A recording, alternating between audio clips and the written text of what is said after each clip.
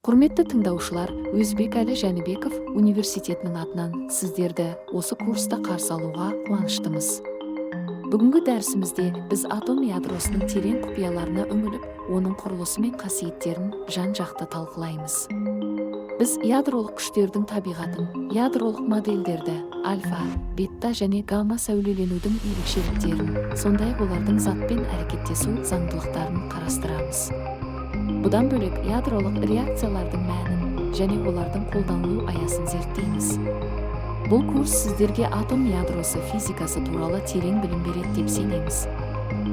Бұл курстың негізгі мақсаты студенттерге атом ядросының табиғаты мен ішкі құрылысы туралы толық түсінік беру. Біз ядролық күштердің қасиеттерін, ядроның тұрақтылығын сипаттайтын модельдерді егжей-тегжейлі талдаймыз. Сонымен қатар радиоактивтіліктің түрлері мен пайда болуын, оның физикалық заңдылықтарын және затпен әрекеттесу ерекшеліктерін зерттейміз. Курс барысында ядролық реакциялардың мәнін ашып, олардың энергия бөлінуін және практикалық қолданылуын көрсетеміз. Бұл білімдер сіздердің ғылыми және техникалық дамуларыңызға үлкен үлес қосады деп үміттенеміз. Атом ядросының ашылуы физика тарихындағы маңызды кезеңдердің бірі болып табылады. 1911 жылы Эрнест Резерфорд алтын фольгамен жасаған тәжірибесі арқылы атомның орталығында оң зарядталған ядро бар екенін дәлелдеді. Бұл тәжірибе атомның массасының басым бөлігі ядрода шоғырланғанын көрсетті.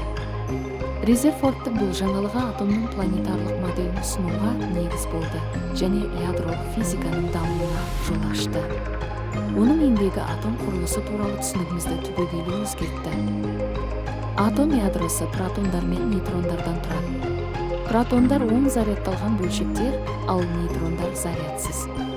Ядродағы протондар саны атомдық нөмір деп аталады және химиялық элементті анықтайды. Нейтрондар саны массалық сан мен атомдық нөмірдің айырмасымен анықталады.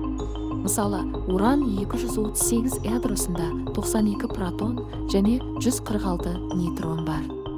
Ядролық күштер өте қысқа қашықтықта әрекет ететін, тартымды, өте күшті, бірақ тез әлсірейтін және электр зарядына тәуелсіз болып келеді. Ядроның күрделі құрылысын түсіндіру үшін бірнеше модельдер ұсынылған. Ең танымалдарының бірі Бор мен Вайцекер ұсынған тамшы моделі. Бұл модель бойынша ядро сұйық тамшы сияқты, онда нуклондар бір-бірімен тығыз байланыста болады. Екінші маңызды модель қабықша моделі. Ол нуклондардың атомдағы электрондар сияқты энергия деңгейлерінде қозғалатынын сипаттайды. Бұл модельдер ядроның тұрақтылығын және радиоактивтілікті түсіндіруде үлкен маңызға ие. Олар ядролық құбылыстарды тереңірек түсінуге мүмкіндік береді. Радиоактивті құбылыс 1896 жылы Беккерельмен ашылды. Кейіннен және Кюрилер бұл құбылысты тереңірек зерттеп, жаңа радиоактивті элементтерді тапты. Радиоактивтілік кейбір ядролардың өздігінен ыдырап, жаңа элементтер түзіп сәуле шығару. Бұл процесс теңдеумен сипатталады. Мұндағын қалған ядролар саны, бастапқы ядролар саны, ыдырау тұрақтысы, уақыт. Радиоактивті ыдырау табиғатта кең таралған және көптеген ғылыми және практикалық қолданыстарға ие. Радиоактивті ыдырау кезінде үш негізгі сәулелену түрі бөлінеді: альфа, бетта және гамма. Альфа сәулеленуі оң зарядталған гелий ядроларынан тұрады. Оның ену қабілеті төмен, қағаз парағымен тоқтатылады. Бетта сәулеленуі теріс зарядталған электрондардан немесе оң зарядталған позитрондардан тұрады. Оның ену қабілеті орташа, алюминий қабатымен тоқтатылады. Гамма сәулеленуі зарядсыз электромагниттік толқындар. Оның ену қабілеті өте жоғары, қалың қорғасын немесе бетон қабатымен ғана тоқтатылады. Радиоактивті сәулеленудің затпен әрекеттесуі әртүрлі болады және оның түріне байланысты. Альфа бөлшектері затта тез энергиясын жоғалтып қысқа жол жүреді. Бетта бөлшектері ұзағырақ жол жүріп иондану мен қоздыруды тудырады. Гамма сәулелері зат арқылы өтіп, фотоэлектрлік эффект, Камптон эффектісі және жұп түзілу сияқты құбылыстарды тудырады. Ядролық реакциялар ядролардың соқтығысуы нәтижесінде жаңа ядролардың түзілуі. Оларға бөліну, фиссия және бірігу, синтез реакциялар жатады. Бұл реакциялар үлкен энергия бөледі.